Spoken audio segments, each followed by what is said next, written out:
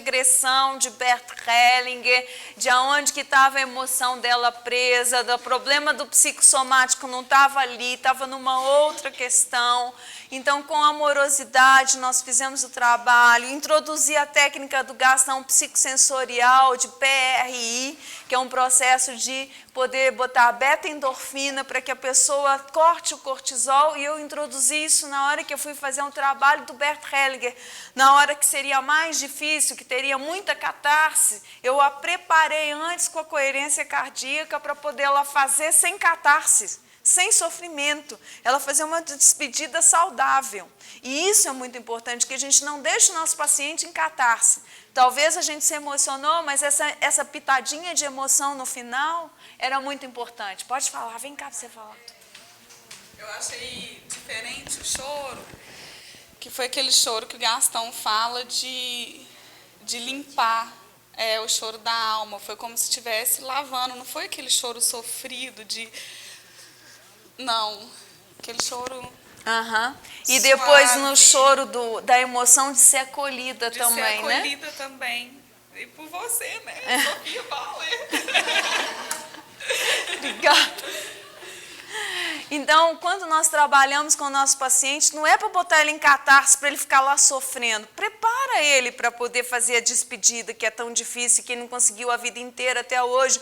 Nós não podemos deixar ela morta viva. Uma moça linda. Então, ela tinha que viver, mas para isso a gente pode fazer tudo suave. Não precisa ter sofrimento. E vocês repararam, as pessoas às vezes não entendem que elas estão em transe. E depois perguntam, quando que você vai fazer hipnose em mim? E regressão, quando você vai fazer em mim? Vocês tiveram aqui regressão, Gilligan, Bert Hellinger, despedida, visualização de futuro, né? E todo o processo foi trabalhado nas perguntas, na abertura, no que esse sintoma quer dizer, nos insights que ela foi fazendo à medida que ela foi sendo tocada. Espero que sirva como um exemplo para o trabalho de vocês no futuro. Bom, agora eu vou explicar para vocês o que foi feito no nosso trabalho com a paciente que tinha a acne. Em termos de técnica, primeiro foi feita uma abordagem, essa paciente é uma pessoa conhecida, então como se fosse uma cliente antiga que estivesse vindo para mais uma sessão, e nessa sessão eu resolvesse abordar com ela o tema da acne. Como ela já tem rapport comigo, imediatamente ela já entra num clima de me responder bem. A primeira coisa que eu fiz foi ser ouvido, entender por que a acne apareceu. Então, que idade que ela tinha, por que apareceu a acne, então, o que eu pude perceber? É um problema familiar, que a família toda tem, hereditária, é uma forma e uma demonstração daquelas pessoas naquela família falarem de alguma coisa que elas sentem. Aí eu comecei a perguntar e fiquei curiosa, que idade que apareceu pela primeira vez? E por que estava agora aparecendo novamente? Essas perguntas ficaram na minha mente, à medida que ela foi explicando, que quando adolescente ela teve espinha, eu fui, mas que idade? E por quê? E quanto mais eu fui fuçando nessas perguntas de ouvinte, de escutadora, daquela que não sabe o porquê das coisas e quer aprender, eu fui aprendendo com ela, à medida que então eu fui perguntando, à medida então que eu fui falando com ela, ela conseguiu ter um insight, que foi exatamente aos 17 anos, quando as espinhas pioraram, a volta dela dos Estados Unidos, a perda do namorado, e aquilo foi um ponto. Segundo ponto, nós fomos para o momento atual. O que acontecia na vida dela no momento atual, que fazia com que ela tivesse espinhas de novo? O que aconteceu nos últimos tempos? E ela então relata o fato de um término de um namoro. Imediatamente quando ela fala isso, ela própria faz a associação e tem um insight. Quando eu começo a perguntar com o que se parecem essas espinhas, o que essas espinhas te obrigam a ficar feia, o que essas espinhas te impedem de sair para namorar, o que essas espinhas te obrigam, o que elas significam? Vergonha, eu não quero sair. E imediatamente ela própria teve um insight, que o problema, a origem, a base do problema tinha a ver com o trauma de ter perdido o namorado. De não querer colocar outro no lugar. Pronto, para mim estava pronto o caminho da solução. Então ela tinha espinhas para não arrumar outro namorado, porque ela estava presa àquele namorado, só que eu tinha uma realidade. esse namorado morreu, é como a gravidade, eu não tenho como consertar esse fato.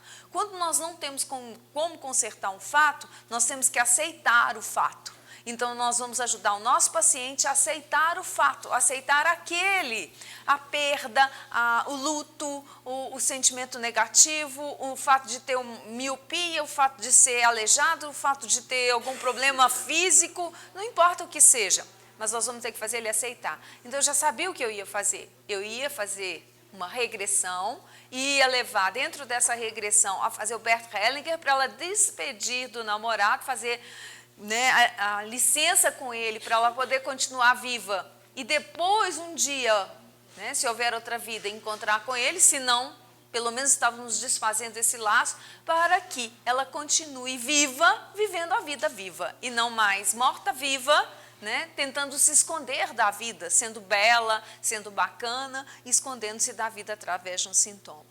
Então, eu iniciei esse processo e dentro desse processo eu fui contando histórias de empatia, a história da Magali, que primeiro comecei com a história da espinha, que toda mocinha com espinha está querendo arrumar um namorado, e contei a história da Magali e da Mônica, depois nós fomos aprofundando até que eu conseguisse entrar na emoção, foi quando ela se emocionou, entrar na técnica do Gilligan, mas para trabalhar a técnica da regressão, vocês viram que eu fiz uma coerência cardíaca e apliquei aquele aparelhinho. Se vocês tiverem interesse nesse aparelho, esse aparelho pode ser comprado pelo Gastão Ribeiro, procurem ele no Google, Gastão Ribeiro, vocês vão achar o endereço, e vocês podem também ter esse aparelho para colocar, para fazer coerência cardíaca no paciente. Fiz a coerência, levei a regressão, a liberação, a despedida, aí trouxe de volta e fui para visualização de futuro, fui para liberação para um futuro melhor. Só aí eu pude terminar. Para terminar o trabalho,